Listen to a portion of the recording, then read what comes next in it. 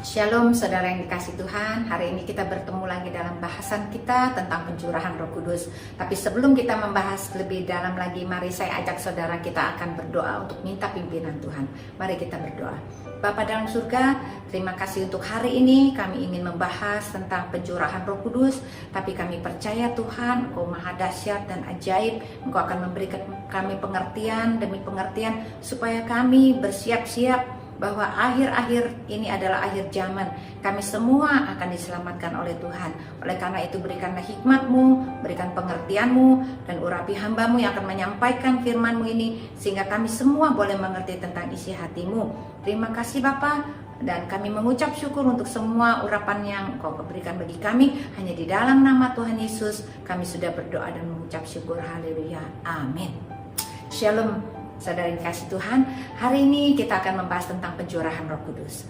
Kemudian dari kita semuanya berkata-kata begini, apa sih tanda tanyanya kalau orang yang sudah menerima Roh Kudus, sudah dicurahkan Roh Kudus kepadanya? Pada saat kita menerima Tuhan Yesus sebagai Tuhan dan Juru Selamat dalam hidup kita masing-masing, Tuhan berkata begini, pada saat orang itu berkata, masuklah ke dalam hatiku, jadilah Engkau Tuhan Yesus menjadi Tuhan dan Raja di dalam kehidupanku, dan ampunilah segala dosa-dosaku, dan aku percaya bahwa Engkau lah penyelamatku. Pada saat kita mengaku percaya kepada Tuhan Yesus, sebetulnya apa yang terjadi di dalam alam roh? Yang terjadi di dalam alam roh adalah Roh Allah, Roh Kudus mulai masuk ke dalam hati kita. Karena hati kita sudah dibukakan pintunya, dan Tuhan sudah ada di depan pintu hati kita dan mengetuk hati kita. Pada saat kita buka, kita terima Dia sebagai Tuhan dan Juru Selamat, Tuhan Allah Roh Kudus itu masuk ke dalam hati kita. Lalu Tuhan itu berkata bahwa orang yang terima Roh Kudus itu seperti seseorang yang menerima pertumbuhan. Kita melihat bahwa orang yang dilahirkan baru itu menjadi seorang bayi yang menerima susu saja, bukan makanan keras. Demikianlah kita. Pada saat kita terima Allah Roh Kudus di dalam hati kita, kita ini adalah bayi rohani. Sehingga engkau belum bisa merasakan keberadaan Allah Bapa itu seperti apa. Engkau pengenalan akan Kristus pun belum mendalam. Oleh karena itu, bahwa kita menjadi anak Tuhan, kita itu melalui sebuah proses pertumbuhan, yaitu mulai dari bayi rohani, kemudian remaja rohani, kemudian dewasa rohani, dan ini semua kita harus lalui proses ini. Apa yang saya alami dulu pada saat saya terima Yesus sebagai Tuhan dan Juru Selamat? Saya mengawalinya dari menjadi anak sekolah minggu. Umur saya 10 tahun, tapi saya percaya bahwa Tuhan Yesus adalah penyelamat saya. Dan saya melakukan itu perjalanan saya sehingga umur saya 15 tahun. Nah, pada saat saya umur 15 tahun, saya terima Yesus sebagai Tuhan dan Juru Selamat, saya dibaptis secara GKI. Nah, saat itu saya adalah bayi rohani. Pada saat saya menjadi bayi rohani, saya menyiapkan diri saya untuk menjadi guru sekolah minggu. Pada saat itu saya belum kenal Roh Kudus. Saya juga belum tahu sesungguhnya Yesus itu seperti apa. Perjalanan saya berjalan terus sampai 5 tahun saya mengajar. Tetapi perlahan-lahan kepercayaan saya kepada Tuhan Yesus itu semakin dalam, semakin deep dan semakin deep, sehingga suatu hari kelak pada saat saya ingin berdoa buat kuku saya, tante saya yang kerasukan setan, padahal hari itu dan saat itu saya juga tidak tahu caranya harus seperti apa, tetapi saya punya iman dan saya sungguh berharap percaya saja kepada kuasa Yesus yang akan diberikan kepada saya saat itu. Aku percaya bahwa Tuhan akan menyembuhkan tante saya ini di dalam nama Yesus. Nah, saat itulah kuasa Roh Kudus itu tiba-tiba hadir secara penuh di dalam diri saya. Sehingga saya mulai dibangunkan untuk baca Alkitab setiap malam dan mulai diajar untuk berdoa setiap hari. Itu adalah perjalanan iman kita dari bayi rohani, kita menjadi remaja rohani, kemudian kita juga menjadi dewasa rohani. Perjalanan murid-murid Tuhan Yesus juga sama seperti itu. Tentang pencurahan Roh Kudus, Tuhan sudah berkata bahwa aku harus pergi ke rumah Bapa dan aku akan naik ke surga.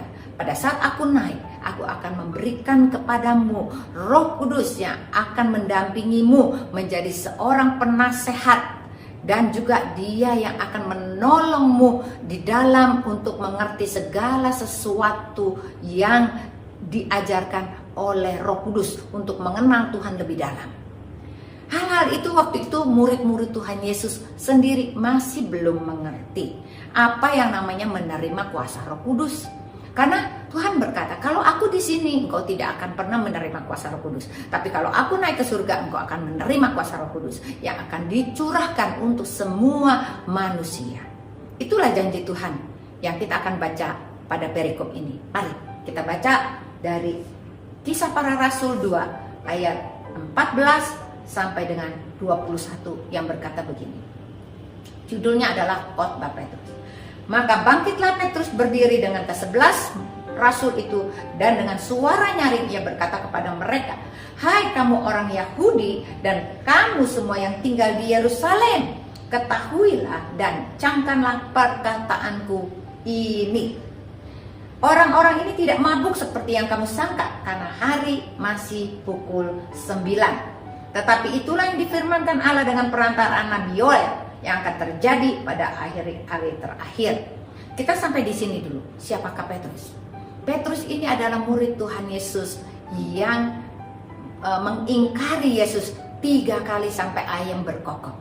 Pada saat Tuhan Yesus berkata, saat malam hari itu dia mengadakan perjamuan kudus, semua mau ikut bilang, Petrus mengatakan, "Aku siap mati untukmu Tuhan, ikut setia kepadamu Tuhan."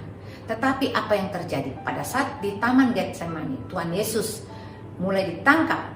Petrus dan teman-temannya mulai melarikan diri, kabur. Dan pada saat Tuhan Yesus mulai diadili dan kemudian mulai digerek dan ditangkap dan dibawa dengan di jalan salib, ada orang-orang yang melihat Petrus ngintip di situ atau berdiri di situ menutup mukanya. Tapi mereka berkata, "Aku kenal engkau adalah salah satu murid Yesus." Apa yang dikatakan Petrus? Petrus berkata, "Aku tidak kenal dia." Sampai 3 kali Petrus itu menolak Yesus, mengingkari Yesus. Jadi sebetulnya pribadi Petrus yang sebelum menerima Roh Kudus ini adalah seorang pecundang. Dia pengecut. Dia mengingkari kata-kata dan janjinya kepada Tuhan Yesus. Dia berkata, "Aku siap mati buat Tuhan." Tetapi pada saat seseorang mengatakan bahwa engkau adalah murid Yesus, dia langsung menolaknya dan mengingkarinya. Saudara yang dikasih Tuhan, bukankah kita juga sama kadang-kadang seperti itu? Kita mungkin dalam segala sesuatu situasi, kita mungkin bertindak sama seperti Petrus. Kita mengumpet, kita menyembunyikan diri kita supaya gak ketahuan dari orang-orang. Sebetulnya kita adalah murid Tuhan Yesus. Tetapi yang terjadi, perubahan yang terjadi pada Petrus dahsyat dan luar biasa. Mari kita lanjutkan pembacaan kita. Akan terjadi pada hari-hari terakhir, demikianlah firman Allah, bahwa Aku akan mencurahkan Rohku ke atas semua manusia. Maka anak-anakmu laki-laki dan perempuan akan bernubuat, dan terumamu akan mendapatkan penglihatan-penglihatan, dan orang-orangmu yang tua akan mendapat mimpi. Juga ke atas hamba-hambaku laki-laki dan perempuan akan kucurahkan Rohku pada hari-hari itu, dan mereka akan bernubuat. Dan aku akan mengadakan mujizat-mujizat di atas, di langit, dan tanda-tanda di bawah, di bumi, darah dan api dan gumpalan-gumpalan asap. Matahari akan berubah menjadi gelap gulita dan bulan menjadi darah sebelum datangnya hari Tuhan, hari yang besar dan mulia itu. Dan barang siapa yang berseru kepada nama Tuhan akan diselamatkan. Saudara terkasih, bahwa Tuhan sudah membuat nubuatan, yaitu nubuatan dalam kitab Nabi Yoel, bahwa di dalam hari-hari terakhir Tuhan akan mencurahkan rohnya ke atas semua manusia. Berarti tidak pilih bulu, semua manusia. Maka anak-anakmu yang laki-laki dan perempuan mereka akan bernubuat. Yang tua-tua mereka akan melihat penglihatan. Dan apa yang terjadi? Suatu perubahan yang besar. Karena Tuhan mengadakan mujizat-mujizat yang ada di langit di atas dan juga di bumi di bawah. Bahwa hari Tuhan itu akan terjadi kegemparan yang besar dan dahsyat. Maka orang-orang akan berseru dan mencari nama Tuhan. Hal inilah yang disampaikan oleh Petrus, Rasul Petrus saat waktu itu dia dikatakan mabuk karena anggur pada saat dia menerima kuasa Roh Kudus. Apa perbedaannya orang yang sudah menerima kuasa Roh Kudus dan orang yang belum menerima kuasa Roh Kudus? Perbedaan yang paling utama adalah bahwa orang yang sudah menerima kuasa Roh Kudus mempunyai keberanian untuk bersaksi, untuk memberitahukan apa yang akan datang tentang nubuatan-nubuatan yang sudah dikatakan di Alkitab. Rasul Petrus dengan berani mengatakan bahwa akhir zaman segera akan tiba. Rasul Petrus juga melanjutkan perkataannya yang kita simak di dalam ayat selanjutnya, yaitu ayat 38 dan 39 yang berkata begini. Jawab Petrus kepada mereka, "Bertobatlah dan hendaklah kamu masing-masing memberi dirimu dibaptis dalam nama Yesus Kristus untuk pengampunan dosamu. Maka kamu akan menerima karunia Roh Kudus. Sebab bagi kamulah janji itu dan bagi anak-anakmu dan bagi orang-orang yang masih jauh, yaitu sebanyak yang akan dipanggil oleh Tuhan Allah kita." Amin, saudara. Berarti Petrus sudah mengetahui bahwa Tuhan memberikan wewenang ini kepada Petrus untuk mengajak orang-orang itu bertobat. Bahwa kita harus bertobat dari dosa-dosa kita. Petrus tidak ragu-ragu lagi dan dia berkata dengan lantang dan bilang, "Bertobatlah dan berilah dirimu dibaptis, maka engkau akan menerima karunia Roh Kudus." Karena Petrus sudah merasakan perbedaannya, bahwa dia sebelum menerima kuasa Roh Kudus, dia adalah seorang yang takut. Tapi begitu dia terima kuasa Roh Kudus, dia menjadi pemberani. Dia tidak malu-malu lagi. Dia bahkan sangat vokal berbicara tentang tentang Yesus dan kebangkitan orang mati. Dia juga mengajak orang untuk bertobat, dan bertobat bukan hanya untuk diri mereka, tapi untuk keluarganya, untuk anak-anak mereka, dan semua yang mereka bisa jangkau dari keluarga mereka. Saudara yang dikasihi Tuhan, pesan Tuhan hari ini sangat jelas. Berarti saudara dan saya menerima wahyu dari Tuhan supaya kita diberikan kuasa oleh Roh Kudus di dalam diri kita untuk kita pakai, untuk kita beritakan, untuk kita mengajak orang lain bertobat dari jalan-jalan mereka yang jahat, bertobat. Tadinya mereka tidak kenal Yesus, sekarang mereka kenal Yesus. Itu yang Tuhan inginkan supaya kita lakukan, karena pada saat hari-hari terakhir Tuhan akan mencurahkan rohnya ke atas semua manusia.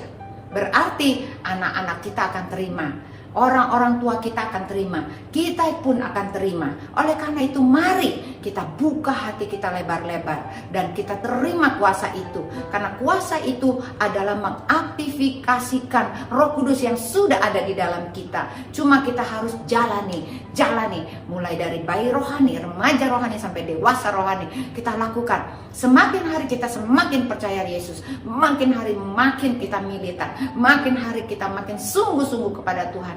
Dan bukan hanya itu, kita hanya berfokus hanya kepada Yesus saja. Dan kita berfokus pada kedatangannya yang kedua kali. Kiranya ini semua akan membangkitkan iman kita Jangan letih, jangan lemah dan lesu.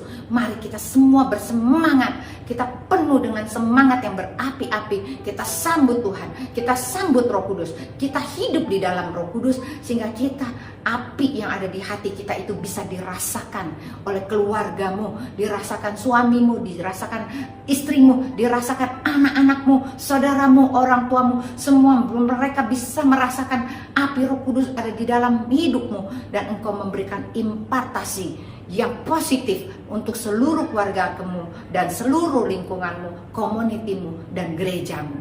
Itu yang Tuhan inginkan. Demikianlah firman Tuhan yang kita terima hari ini. Sebelum kita tutup, mari kita berdoa terlebih dahulu. Bapa dalam surga, terima kasih untuk firman-Mu yang iya dan amin. Kami percaya kami sudah terima Roh Kudus di dalam hati kami. Kami percaya pada saat kami dibaptis, kami percaya kepada Yesus, maka Roh Kudus sudah ada di dalam kami. Kami mengaktifkan Roh Kudus di dalam kami dengan sungguh-sungguh hidup bersama dengan Engkau. Semakin hari semakin percaya, semakin hari semakin berdampak bagi lingkungan dan keluarga. Semakin hari semakin mencintai Tuhan melebihi apapun. Dan kami pun akan menjadi sama seperti murid-murid Tuhan Yesus yang berani, dan mereka akan bersaksi tentang Tuhan Yesus dan mengajak orang-orang lain untuk bertobat sehingga mereka boleh menerima keselamatan itu di dalam nama Tuhan Yesus. Terima kasih, meteraikan semua firman-Mu di dalam hati kami masing-masing. Kami percaya kami akan menjadi berkat bagi banyak orang. Terima kasih Bapa, gunakan kami sebagai alat kudus di tangan-Mu. Hanya di dalam nama Yesus kami sudah berdoa dan mengucap syukur. Haleluya. Amin. Tuhan Yesus memberkati.